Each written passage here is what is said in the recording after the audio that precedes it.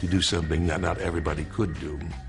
And it required 5 days a week and 5 hours a day of standing in front of a mirror, practicing and practicing and practicing. All great magicians that I've ever known or met loves to practice. To make it look good, you should be fluent at it. You should be able to make it look easy no matter how hard it is. Once the first mouth drops open in disbelief because you as a 12-year-old have done something really quite amazing, then the practice is worth it. No matter how amazing his skills, the magician failed to progress from a street performer for hundreds of years. Wherever crowds gathered, there he would compete with the melee of traders and other entertainers for a few coins. 500 or 600 years ago, all magicians were sort of street performers, working outdoors at the fairs, working the street corners and buskers. Early magicians were called jugglers and came from the school of the jester and the fool. It comes from the French jongleurs, which basically was an all-round term to describe a speciality act. So a jongler would basically do magic, maybe a bit of juggling. Perhaps he would sell people stuff to cure an ill, or he would read a fortune. Plate spinning, contortions. You know, he was basically a performer of all sorts of, he was a one-man theatre company. And mostly they would perform in places like fairs and fetes and stuff like that. But here's a guy who can suddenly make money appear from behind your ear, make gold coins appear from inside bread rolls and stuff like that. And it was amazing. This was a fantastic entertainment. He could do things that no one else could do. One thing all magicians had to do, but which drew universal suspicion from their punters, was the ability to distract the eye, otherwise known as misdirection. Well, if I'm sitting here and suddenly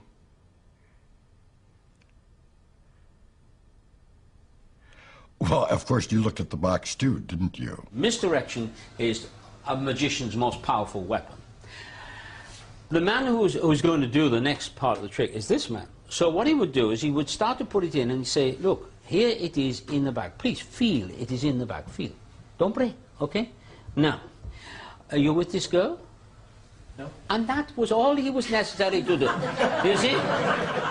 And now, it's gone. Please, feel inside the bag, all right? And yes, any end, that doesn't matter. And you look inside the bag, all right? But in the audience, they were wrong because the egg was in there all the time.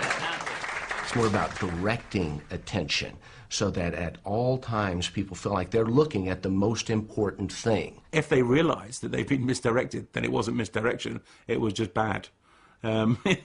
Misdirection is supposed to be something you're not aware of happening.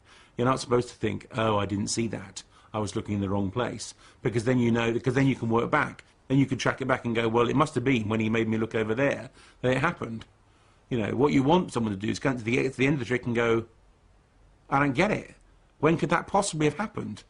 I was watching him the whole time. But of course they weren't watching the whole time. Or they were watching in the wrong place. These, the secrets of trickery, led to magicians being regarded as disreputable.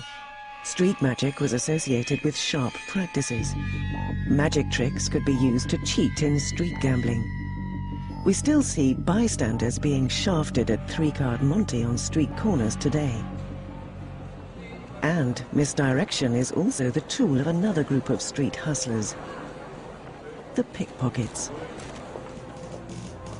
The link between the pickpocket and the magician, of course, goes back to the Market Square, and there is that wonderful painting by Hieronymus Bosch of the cup and ball performer engaging a member of a small crowd in his magic at the same time as somebody sneaks up behind the spectator to pick the pocket. Misdirection and the sleight of hand that is so common in magic certainly has a parallel over in pickpocketing. There are many, many examples where one can practically say that it's the same technique, both in the dexterity aspect, coordination, timing, and certainly in misdirection. Today, when I perform, I really tell in advance that I am a pickpocket. And I do that because I find that regardless of how well informed they are, I can still do it. Have you ever heard of the word misdirection, diversion of attention that they use in magic? What you're doing with me now? Magic, exactly, diversion. I just wonder whether there was a difference between men and women. Okay, okay. Then I thank you. That was all. That was easy, wasn't it? Thanks a lot. Bye-bye. Thanks a lot. Thanks a lot. Thanks a lot. But sir, come back a second. Isn't the watch yours? Yeah, I know you is. You know, if I were you, put it in your pocket, because otherwise I may take it again. No, put it inside. No, come on, put it in your pocket. Put it in my pocket. Where is not the key? The key. I took the key from you. Yeah, put it back. Put it back. No, you didn't. Put that back in your pocket. And if I take, you remember before you said I can't keep the card? Yeah. If I find it, right? Well, that's the whole idea. Thank you so much for the input. Okay, you got it. Yes. Okay. Thanks a lot. Bye-bye. Bye-bye. Yeah. So now what about that? Thank you. In the 18th century, close-up magic was still generally performed in the open. But one magician was beginning to find more lucrative ways of exploiting his talents. If there was one magician, perhaps, who really achieved a turnaround, it would have been a man called Isaac Fawkes, who actually made the egg bag famous. And he performed mainly in London, but he was actually famous worldwide, which is incredible for the time. Before then, you know, magicians had always performed in marketplaces, wherever they could kind of like, you know, scrape a groat together. But he actually hired out venues, he put up his own tent and did shows within the tent. So the kind of genius of it was that the kind of PR side, he got audiences to come to pay to see him, rather than taking his act to the audiences. And he's saying, come inside the tent and see this private show. It's just for you. But you have to pay to come into the tent. So you're making a commitment beyond the sort of walking casually by. But people do. People come into the tent and they stand and watch the show. People credit him as being the first guy to come up with these ideas. Even though Isaac Fawkes was incredibly famous, it sounds as though his repertoire wasn't that different. It wasn't as though he was particularly innovative. He did a lot of card tricks. Apparently he did a trick where he took a pack of cards, threw it at the ceiling, and one card stuck there, and it was the chosen card. And amazingly, that is still one of the most popular close-up commercial card tricks today. One of the most famous things about it is he's described as producing hundreds of eggs out of a bag. Which suggests that there was a bit of hype going on, because, you know, the egg bag has only ever got one egg involved. I mean, the story of him producing hundreds of eggs was obviously just a kind of like Chinese whispers kind of PR kind of thing to get people to see the show. It's just a cheap trick. Fawkes also hired tavern rooms in which to perform. He not only moves into better locations, but he's also saying, I want to do less work. He starts putting together what I suppose you would call the birth of the variety show.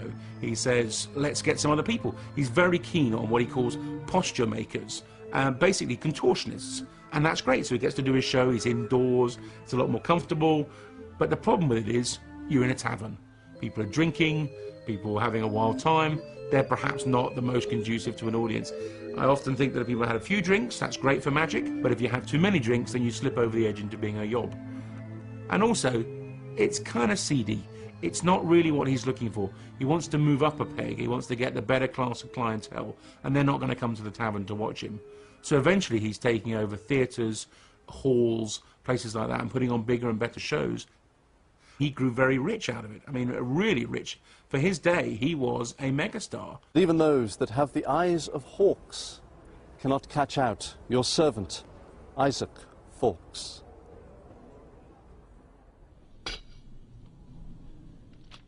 By Fawkes's time, one of the close-up magician's main props was the playing card, which by the 18th century the printing press had made readily available. I called this the world's fastest card trick.